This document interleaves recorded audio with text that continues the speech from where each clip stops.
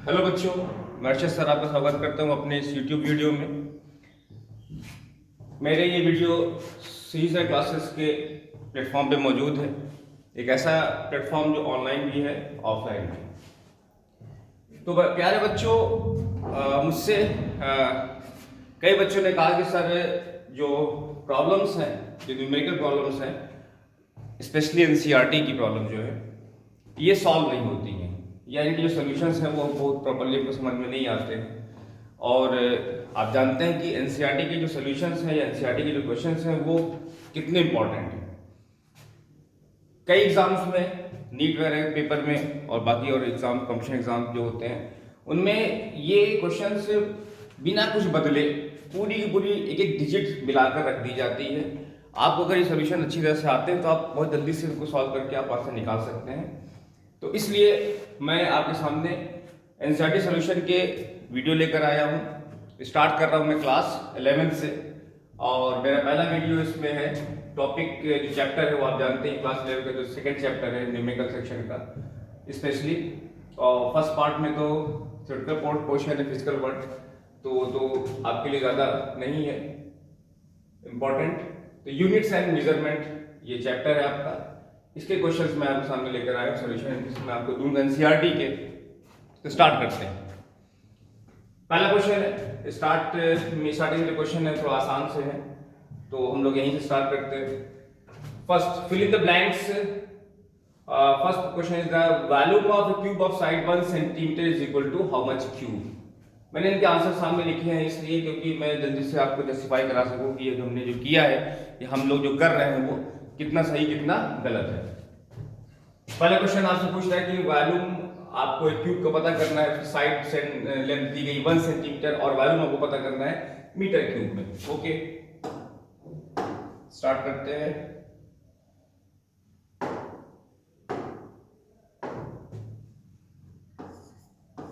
First, we know that the volume of the cube is equal to side whole cube. Side is given as 1 centimetre. अगर आप इसको metre में convert करेंगे तो ये 10⁻⁻2 metre बनेगी। 1 सेंटीमीटर क्यूब बनाएंगे 10⁻⁻6 मीटर क्यूब। ये इसका आंसर होगा, मैच कर रहा है। आसान क्वेश्चन, हम जल्दी से करके आगे बढ़ जाएंगे। Second question, the surface area of a solid cylinder of radius 2 centimetre and height 10 centimetre is equal to। आपको ये सरफेस एरिया मिलीमीटर स्क्वायर में देना है और आपको जो रेडियस और हाइट दी गई है आपको ये सेंटीमीटर में देखिए, ध्यान दीजिएगा।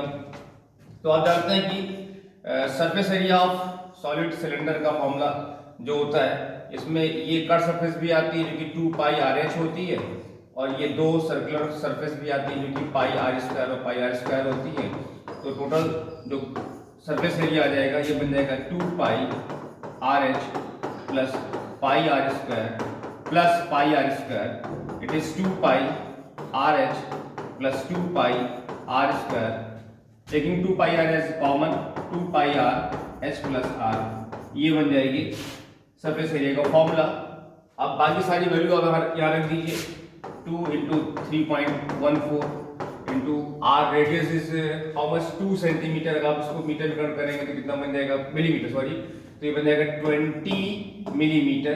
क्योंकि 1 सेंटीमीटर में 10 मिलीमीटर होता है तो फिर 10 टाइम्स मल्टीप्लाई कर दें 20 बन जाएगा। 20 मिलीमीटर यहाँ आ जाएगा। और ये हाइट आपकी 10 सेंटीमीटर है, अगर आप इसको बनाएंगे मिलीमीटर में तो ये बन जाएगा 100 मिलीमीटर। 10 टाइम्स ये भी बन जाएगा, तो 100 प्लस 20 मीन्स 120 हो जाएगा। अब आप ये पूरा मल्टीप्लाई कर लीजिए। 2 इंटू 3.14 इंटू 20 इंटू 120, तो ये आपका मिलीमीटर में आ जाएगा। और ये वैल्यू आप इसमें सॉल्व करके देख लीजिए, तो आपकी एग्जैक्टली वैल्यू मिल रही होगी। 2 जीरो यहाँ से, 3 जीरो यहाँ से आ रहे हैं, पावर 4 मैच कर जाएगी आपकी 1.5 10⁻⁴ मिलीमीटर स्क्वायर। एकदम इजली आपका मैच कर जाएगा। अच्छा, आपको आंसर जो देने हैं वो सिग्निफिकेंट फिगर के हिसाब से देने हैं। तो सिग्निफिकेंट फिगर जो मेजरमेंट दी गई है, उस मेजरमेंट में आप देखेंगे तो मल्टीप्लिकेशन में जो मिनिमम सिग्निफिकेंट फिगर है वो कितनी है, 2 है। तो आपका जो आंसर है वो आगे बढ़ेगा। यहाँ से जब मल्टीप्लाई करने पे ये 1.507 के अप्रोक्सीमेटली जाता है ये वैल्यू। तो आप इसको राउंड ऑफ करेंगे तो ये वैल्यू आपको 1.5 तक मिल जाएगी, क्योंकि आपको जो आंसर देना है अकॉर्डिंग टू सिग्निफिकेंट फिगर्स देना है। तो आप अगर आप एसएफ के अकॉर्डिंग रखेंगे तो आपका आंसर 1.5 से ही मैच कर जाएगा। So it will be your correct answer. Okay, done. Come to the next question. A vehicle moving with a speed of 18 km per hour covers how much meter in 1 second?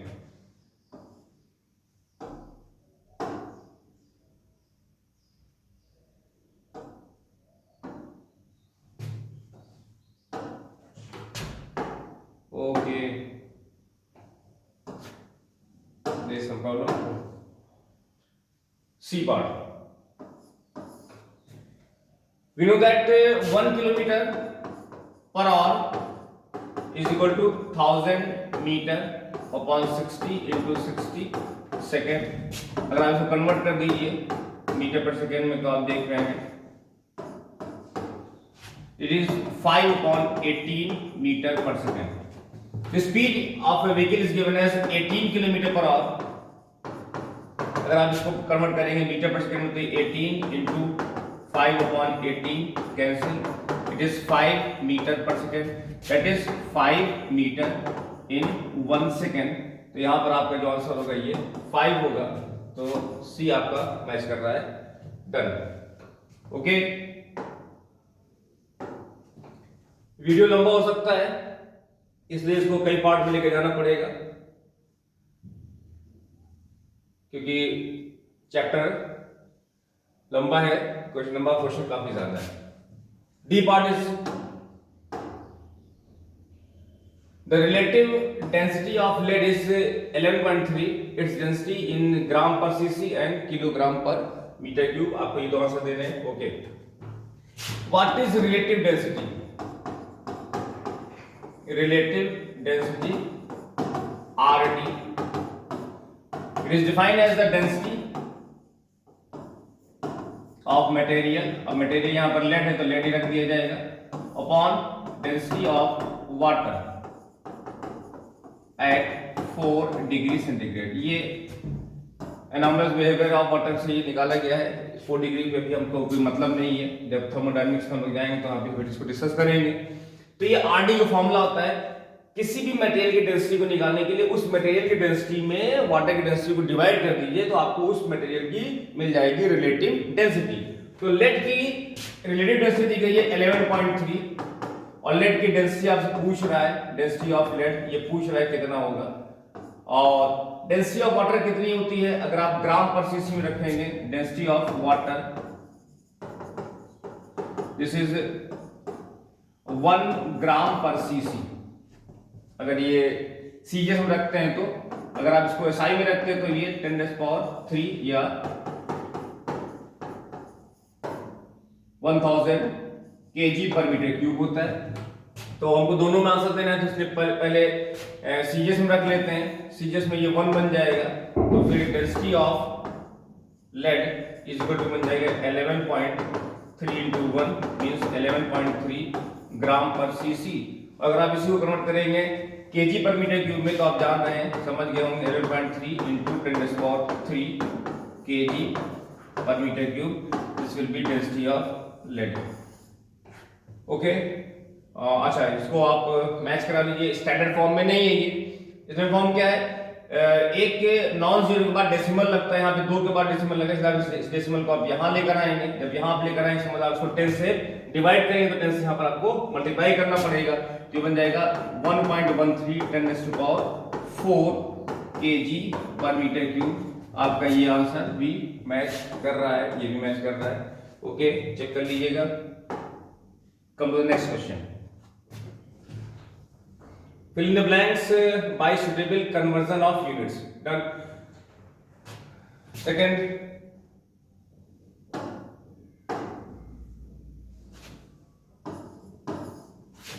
1 kg metre square upon second square. मैंने इसको power -2 को अपने लिए आसान कर लिया है.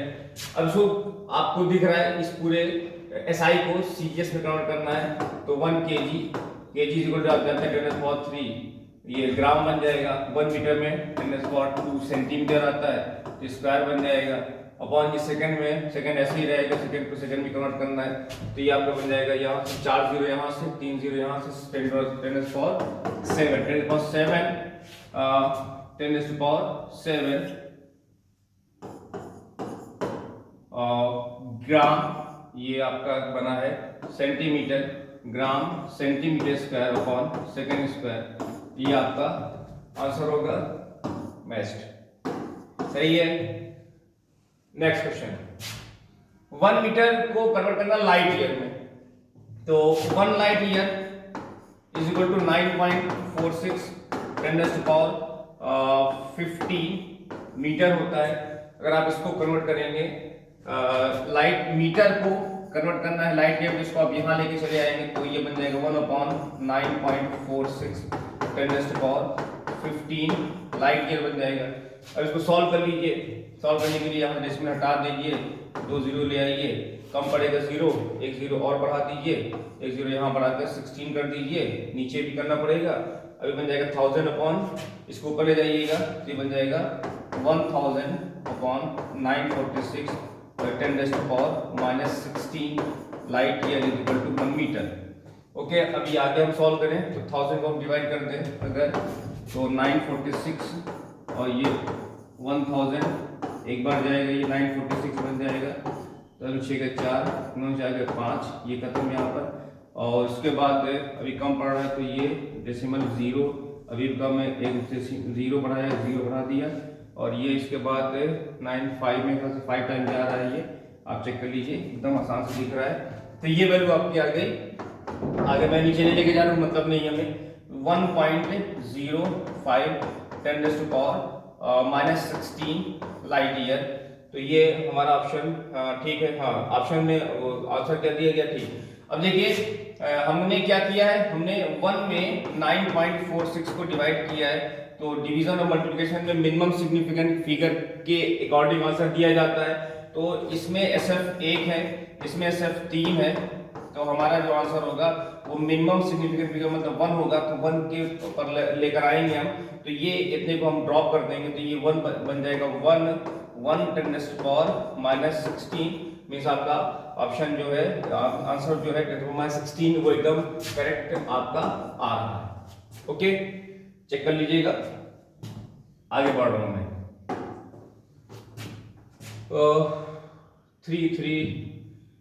3 metre per second square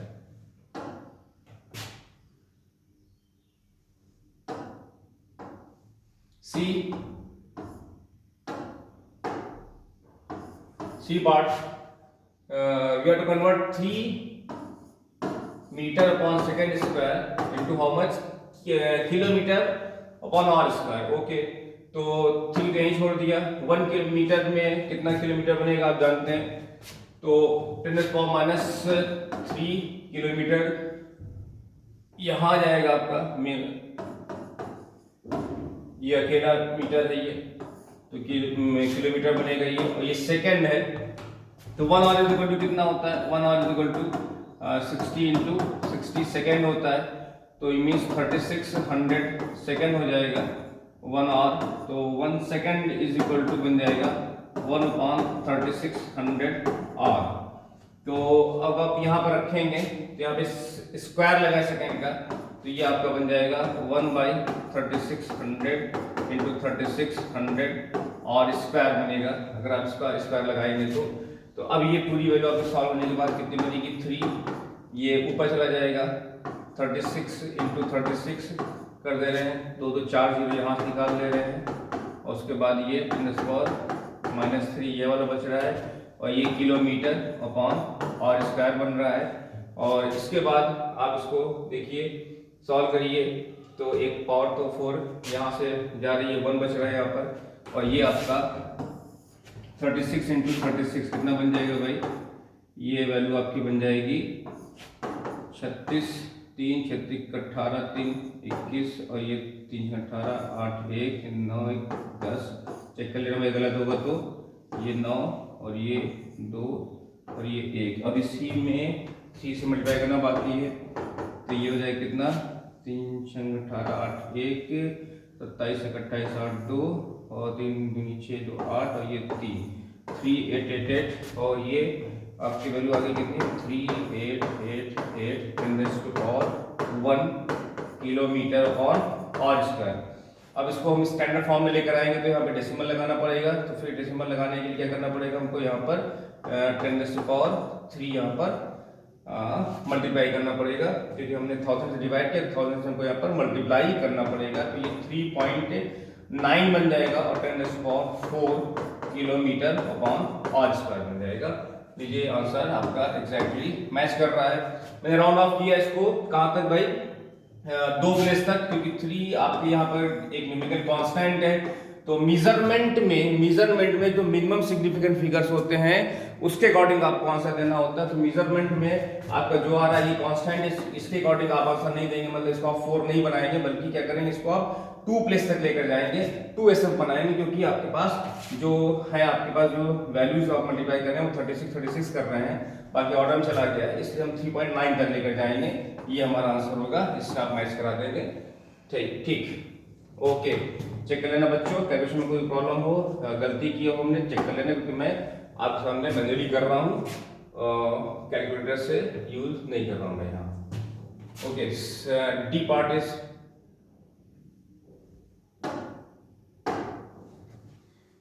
ये तो मेरे ख्याल से एकदम इजी सा क्वेश्चन है, ये newton metre square KG square, इसको आपको सेंटीमीटर सब कन्वर्ट करना, चल रहा है पास करते हैं।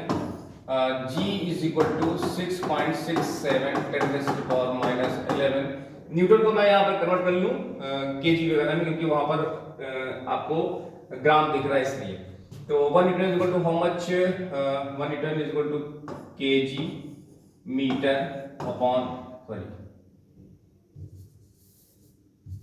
KG metre upon second square होता है, मीटर बन जाएगा, फिर ये मीटर स्क्वायर बन जाएगा अपॉन ये केजी स्क्वायर बन गया।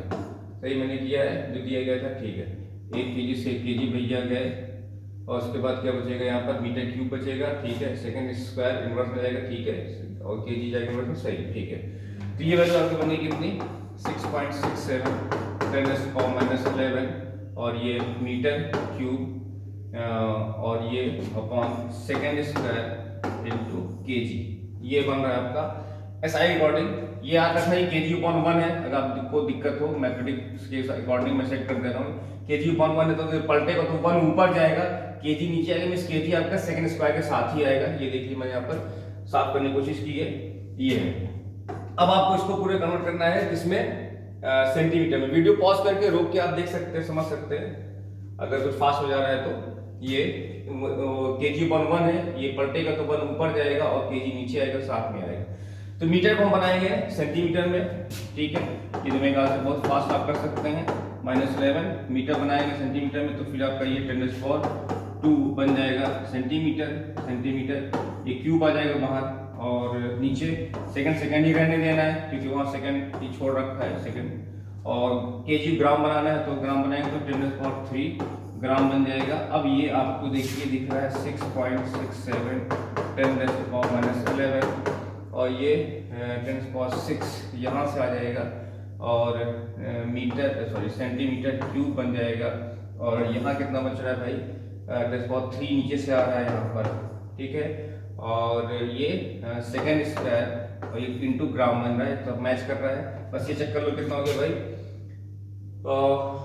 ठीक है, ये 3 बचेगा यहाँ पर और 8 ठीक है, ये आपका एग्जैक्टली आ रहा है 6.67 10⁻8 centimetre cube upon second square into gram, ठीक है, चेक कर लेना, आंसर मैच कर रहा है। डन, आगे बढ़ो।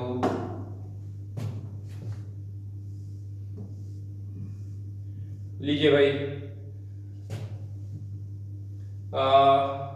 एनर्जी दी गई है 4.2 जूल को कन्वर्ट किया केजी मीटर सेकेंड में, और आपको कह रहा है कि आपको एक सिस्टम यूज करना है, जिस सिस्टम में मास जो है वो alpha KG, length beta metre और टाइम गामा सेकेंड है। मतलब आप एसआई में कन्वर्ट करते हैं, एसआई में जो स्टैंडर्ड मास होता है 1 केजी होता है, लेकिन एक नया सिस्टम आ गया है आपको दिया गया है यहाँ पर, जिसमें स्टैंडर्ड मास 1 केजी नहीं बल्कि अल्फा केजी है, और स्टैंडर्ड लेंथ 1 मीटर के बजाय बीटा मीटर है, और स्टैंडर्ड टाइम जो है वो 1 सेकंड के बजाय गामा सेकंड है। तो आपको इसको कन्वर्ट करना है दूसरे उस नए सिस्टम में। ये जो 4.2 जूल एसआई में वैल्यू आ रही है, ये उस नए सिस्टम में कितनी वैल्यू आएगी ये पूछ रहा है आपसे। तो लो बच्चों, लीजिए भाई, आप जानते हैं कि कुछ भी कर लिया जाए, सिस्टम कितना भी कन्वर्ट करे, लेकिन न्यूमेरिकल वैल्यू और यूनिट का जो प्रोडक्ट है वो चेंज नहीं होता है। It means you know that N1 U1 is equal to N2 U2, numerical value unit in first system, numerical value and unit in second system. तो पहला सिस्टम हमारा कौन है? SI है। इसमें न्यूमेरिकल वैल्यू कितनी है? 4.2 जूल। जूल मतलब कितना? kg metre square upon second square. इससे किस में कन्वर्ट करना है? एक नए सिस्टम में जिसकी न्यूमेरिकल वैल्यू आपको पता नहीं है, लेकिन वहां पर जो मास है वो मास 1 kg नहीं बल्कि अल्फा kg है स्टैंडर्ड मास, और जो लेंथ है वो बीटा मीटर है, और जो टाइम है वो गामा सेकंड है। तो ये मैंने रख दिया N2 U2। अब आपको साफ साफ दिख रहा है, ये 4.2 बन जाएगा, kg metre square upon second square बन जाएगा, और N2 बन जाएगा। और यहाँ पर आप देखिए अल्फा अलग करिए, बीटा स्क्वायर अलग करिए, गामा स्क्वायर अलग करिए, तो ये बन जाएगा kg metre square upon second square. तो ये भैया इतने गए, इनसे लपेट के हटा दीजिए। अब इन सबको लेकर यहाँ चले, एकदम साफ साफ दिख रहा है N2 is equal to 4.2।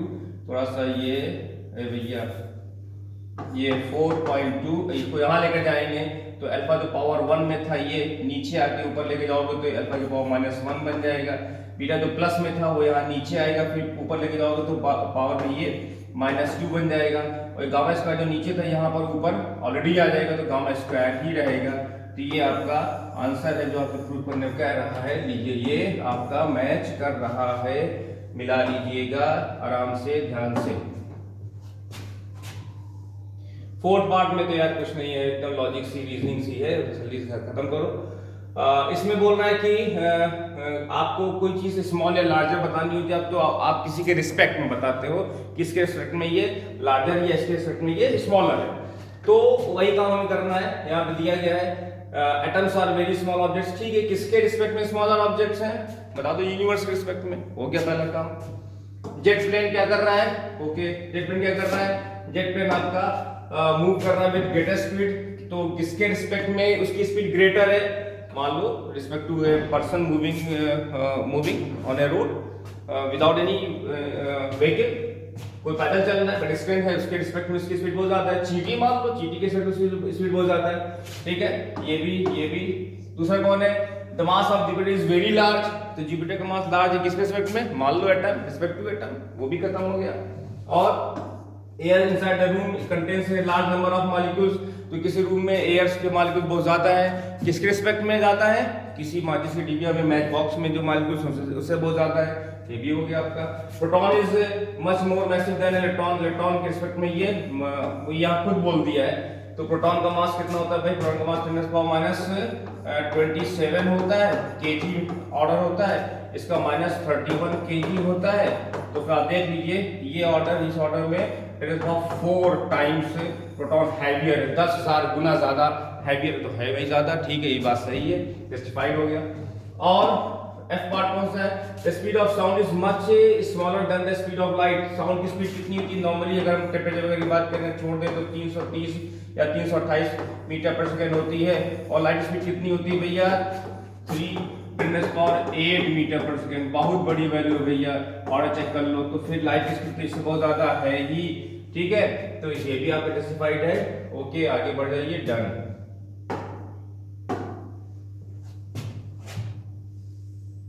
Fifth question. A new unit of length is chosen that the speed of light in vacuum is unity. What is the distance between the sun and the earth in terms of the new unit of light takes if light takes 8 minutes and 20 seconds to cover this distance. देखो बच्चों, इसमें क्या है, ये भी थोड़ा सा बच्चों को परेशान करता है क्वेश्चन। देखिए ये सन है और ये अर्थ है। कह रहा है कि सन से अर्थ तक को लाइट में आने में जो टाइम लगता है वो 8 मिनट एंड 20 सेकेंड लगता है। इसे काउंट कर लें तो 845, 480 ये और 20 ये, टोटल हो जाएगा कितना? 500 सेकेंड। ये इतना टाइम लगता है किसे भैया?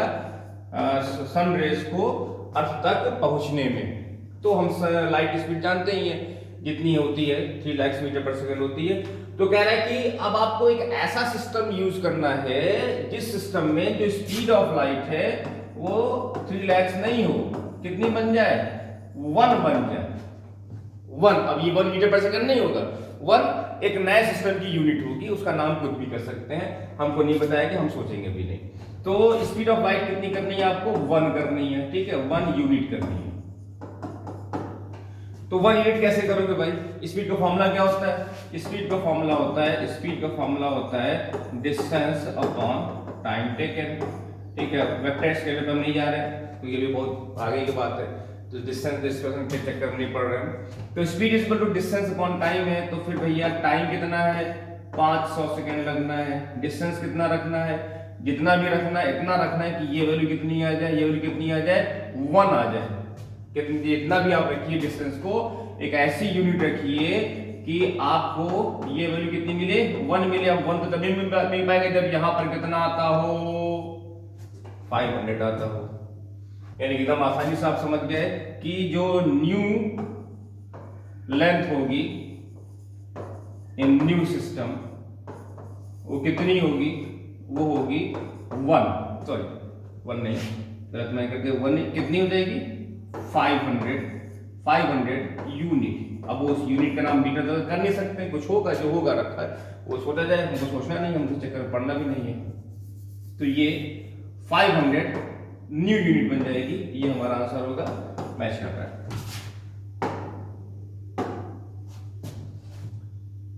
ओके बच्चों,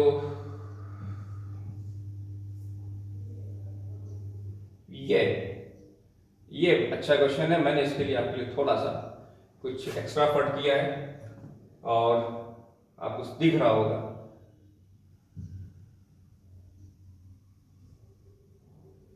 Which of the following is the most precise device for measuring length?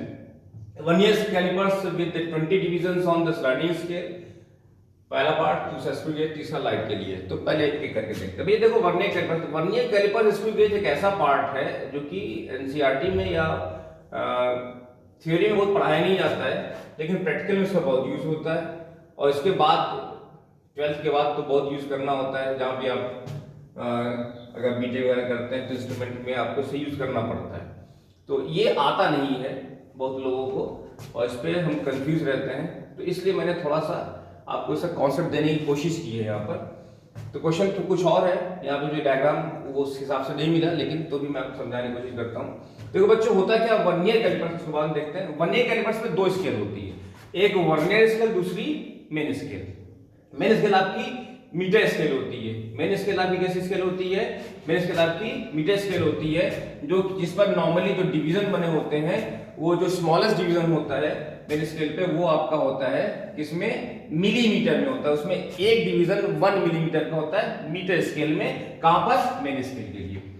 तो अब बच्चों है क्या भाई, ये देखिए मेन स्केल में ये क्या है, यहां से लेके यहां तक जो लेंथ दिख रही है या यहां से यहां तक, ये जितने आपको एक एक डिवीजन दिख रहे हैं, ये सारे डिवीजन आपके 1 मिलीमीटर के होते हैं, ठीक है।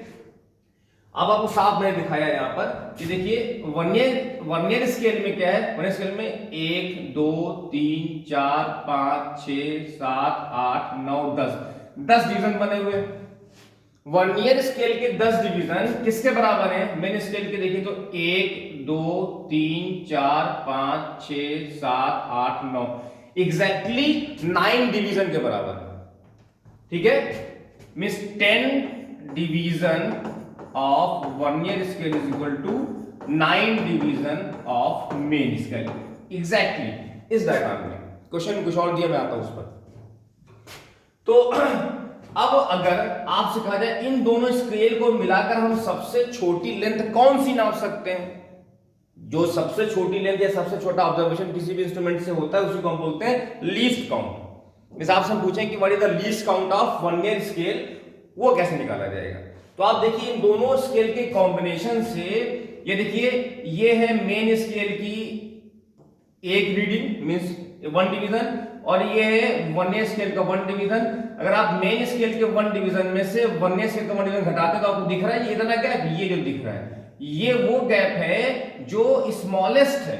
इन दोनों स्केल को मिलाकर ये सबसे छोटी लेंथ हम नाप सकते हैं एग्जैक्टली।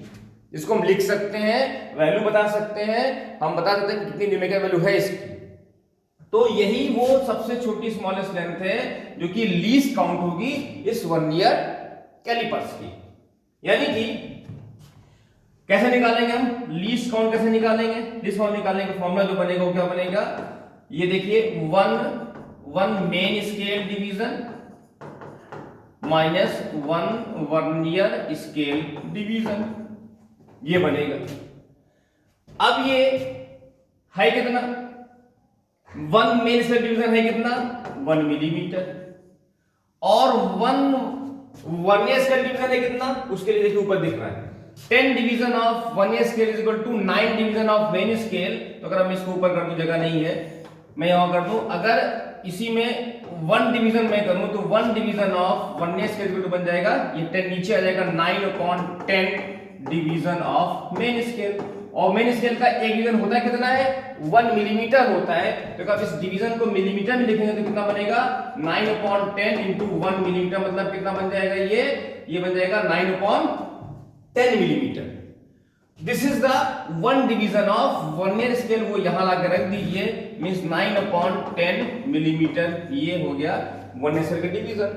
अब इसको सॉल्व कर लीजिए, 10 यहां पर 9 घटा देंगे तो ये 1/10 मिलीमीटर यानी कि 0.1 मिलीमीटर। अगर आप इसको सेंटीमीटर में कन्वर्ट करेंगे तो आपको 10 से और डिवाइड करना पड़ेगा, तो बन जाएगा ये 0.01 centimetre. This is the least count of vernier scale, vernier callipers. Okay, मेरी बात समझे आप? तो आपके क्वेश्चन में बोला गया है कि यहां पर जैसे यहां पर मैंने 10 डिवीजन दिखाया है, वैसे यहां पर वर्नियर कैलिपर्स पर 20 डिवीजन, यानी कि अब थोड़ा सा इस क्वेश्चन के हिसाब से हम आए, ये तो कॉन्सेप्ट है जो कि नॉर्मली हर क्वेश्चन में ऐसे दिया होता है। लैब में हम जो वर्नियर कैलिपर्स यूज करते हैं वो ऐसा वाला होता है। अब इस क्वेश्चन में कुछ 10 को हटा के 20 कर दिया गया है, तो कोई दिक्कत नहीं है। तो जहां आपका 10 डिवीजन उसके 9 डिवीजन से मैच कर रहा था मेन स्केल के, तो अब यहां पर क्या होगा, यहां पर वर्नियर स्केल का 20 डिवीजन उसके 19 डिवीजन से मैच करेगा, तो यहां 21/19 बन जाएगा। आप समझ गए होंगे, तो अगर यहां 21/19 बन जाएगा तो फिर 1 डिवीजन ऑफ वर्नियर स्केल बन जाएगा 19/20 मिलीमीटर। तो अब लीस्ट काउंट कितना बन जाएगा, लीस्ट काउंट बन जाएगा 1 मेन स्केल डिवीजन मतलब कितना 1 millimetre, minus 1 vernier scale division मतलब कितना 19/20 मिलीमीटर। कितना बन गया, ये घटा देंगे तो ये बन जाएगा कितना 1/20 मिलीमीटर। ठीक है, तो ये 1/20 मीटर मतलब कितना बन जाएगा भाई, इसको सॉल्व कर लीजिए तो ये 0.05 मिलीमीटर बन जाएगा। सेंटीमीटर बनाएंगे तो ये 0.005 सेंटीमीटर बन जाएगा। तो मिस लीस्ट काउंट ये बन जाएगी, ऑर्डर तो वही रहेगा। सॉरी ये गलत किया गया मैंने, हाँ ठीक है, हाँ ठीक, तो ये बन जाएगा आपका उस क्वेश्चन के हिसाब से। नॉर्मली अदरवाइज होता है क्या, नॉर्मली हमारा जो ये डिवीजन होता है ये आपका जो हम यूज करते हैं वर्नियर कैलिपर्स, वो उसके लीस्ट काउंट इतने होते हैं। इस क्वेश्चन के हिसाब से इतना बन जाएगा। ठीक है, चेक कर लीजिएगा इसको, पॉइंट रखेंगे 0, एक और रखेंगे 0, ठीक, ठीक, ओके, तो एक में एक 0 बढ़ जाएगा, तो लीस्ट काउंट बन जाएगा 0.005 सेंटीमीटर। तो अब मैं अगले पार्ट पर आ रहा हूं, नोट कर लेने से। स्क्रू गेज में क्या होता है, स्क्रू गेज में जो होता है वो ये दिख रहा है। अब स्क्रू गेज में आप ऐसे, वहां पर भी 2 स्केल होती है, मेन स्केल ये होती है और ये सर्कुलर स्केल होती है।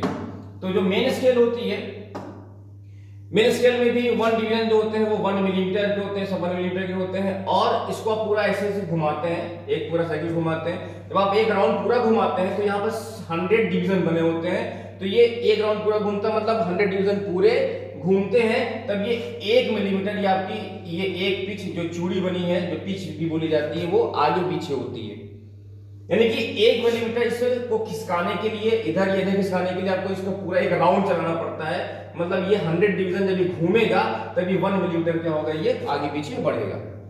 यानी कि अब आप इन दोनों स्केल की कॉम्बिनेशन से क्या कर रहे हैं, इन दोनों स्केल की कॉम्बिनेशन से आप 100 डिवीजन ऑफ सर्कुलर स्केल को आप क्या कर रहे हैं 1 मिलीमीटर ऑफ मेन स्केल के बराबर मान रहे हैं, लेके चल रहे हैं, है भी एक्चुअली ऐसा। तो अब इन दोनों के कॉम्बिनेशन में सबसे छोटी मेजरमेंट कौन सी आ रही है, वो ये आ रही है, दिख रही है आपको, ये छोटी छोटी जो आ रही है एक एक डिवीजन की जो लेंथ आ रही है वही आ रही है। तो लीस्ट काउंट कितना हुआ 1 डिवीजन ऑफ सर्कुलर स्केल, कितना बन जाएगा 1/100 मिलीमीटर, मींस कितना बन जाएगा 0.0 सॉरी 10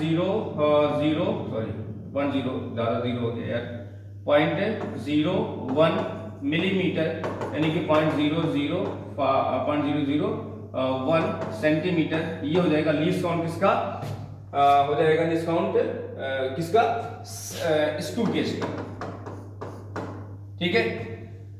तो अब 0.001 सेंटीमीटर, अगर आप स्टैंडर्ड लिए था आपने तो जो 1A कैलिपर्स था उसका कितना आया था डिस्काउंट, स्टैंडर्ड जो आया था वो 0.01 सेंटीमीटर आया था, इससे भी 10 टाइम्स छोटा आ रहा है। ये स्टैंडर्ड लेते हैं तो क्वेश्चन के हिसाब से 0.05 आया था, 0.005 मिलीमीटर आया था जो क्वेश्चन के हिसाब से। नॉर्मली जो लैब में हमको मिलते हैं जो least count of 1A callipers होता है वो 0.01 सेंटीमीटर होता है, और इसमें कितना हो जाएगा, ये उससे भी 10 गुना कम छोटा हो जाएगा, 0.001 हो जाएगा। डन। अब उसके बाद तीसरा कौन सा है, तीसरा यहाँ पर है इसकी ऑप्टिकल इंस्ट्रूमेंट।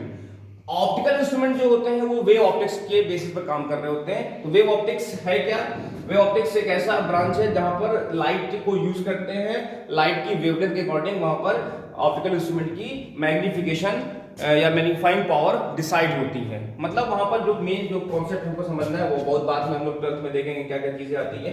तो मीन्स हमको लाइट की जो वेवलेंथ है, मैं रफली लिख रहा हूं,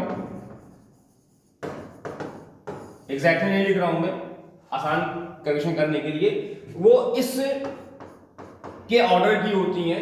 यानी कि अगर आप 4 भी ले लेते हैं यानी कि 4000 10⁻⁻10, ये एंगस्ट्रॉम आप जान ही रहे हैं, इसको मीटर बनाएंगे, मींस 4 10⁻7 मीटर बन जाएगी। तो ये हमको मतलब ऑर्डर से है, यानी कि ऑप्टिकल इंस्ट्रूमेंट की जो मैग्निफिकेशन या मैग्नीफाइंग पावर होती है वो इस ऑर्डर की होती है। अगर आप इसको बनाएंगे इसमें भैया सेंटीमीटर बनाएंगे, जैसे वहां से आपने बनाया है, तो 10⁻7 मीटर को बनाएंगे तो 10⁻7 इंटू 10⁻2, क्योंकि 1 मीटर में 100 सेंटीमीटर होता है तो बन जाए कितना ये 10⁻5 सेंटीमीटर। तो ऑप्टिकल इंस्ट्रूमेंट की जो मैग्निफिकेशन या एक्यूरेसी होती है वो 10⁻5 सेंटीमीटर तक होती है। तो सबसे ज्यादा एक्यूरेसी किस में आ रही है, या प्रिसाइज मेजरमेंट किस में आ रही है, अगर स्टैंडर्ड 1A कैलिपर्स लेते हैं तो 0.01 सेंटीमीटर, क्वेश्चन के हिसाब से 0.005 सेंटीमीटर, और इसमें देखिए तो ये 0.001 सेंटीमीटर, उससे भी कम आ जाएगा, और सबसे छोटा ये आपका आ रहा है 0.0000 और ये 1 सेंटीमीटर। तो सबसे छोटी मेजरमेंट जो डेसिमल के एकदम बहुत आगे तक जा रही है वो ये है, ऑप्टिकल इंस्ट्रूमेंट की है। तो इसलिए ऑप्टिकल इंस्ट्रूमेंट ही आपका ज्यादा प्रिसाइज होगा, ज्यादा एक्यूरेट होगा, क्योंकि यहाँ पर आप डेसिमल के 5वें प्लेस तक की मेजरमेंट आराम से एक्यूरेटली कर सकते हैं, जबकि यहाँ पर 2 प्लेस तक 3 प्लेस तक कर रहे थे, वहां पर और तक कर सकते हैं। इसलिए आपका जो करेक्ट आंसर होगा वो ऑप्टिकल इंस्ट्रूमेंट होगा, मींस सी पार्ट होगा। ओके बच्चों,